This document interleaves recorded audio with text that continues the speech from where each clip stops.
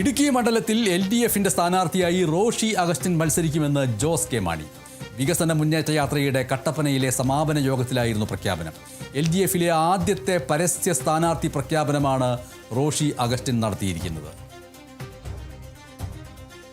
എന്തെങ്കിലും മാറ്റങ്ങൾ നമ്മൾ MLA-മാർക്ക് വരുത്തേണ്ടതുണ്ടോ? ഞങ്ങളെല്ലാവരും ഇരുന്നു. അപ്പം ഞങ്ങൾ ജയരാജനോട് ചോദിച്ചു, മറ്റവരോട് ചോദിച്ചു, എൻ്റെ കാര്യങ്ങൾ പറഞ്ഞു.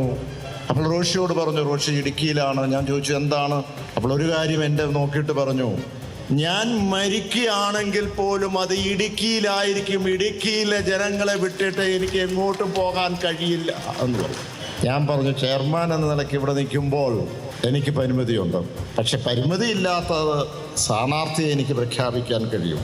ഇതുവരെ അങ്ങനെ ഒരു കാര്യത്തിലേക്ക് പോയില്ല, നമുക്കറിയാം. പക്ഷെ ഇവിടെ നിൽക്കുമ്പോൾ അത് പറയാതെ പോകുന്നത് ശരിയല്ല.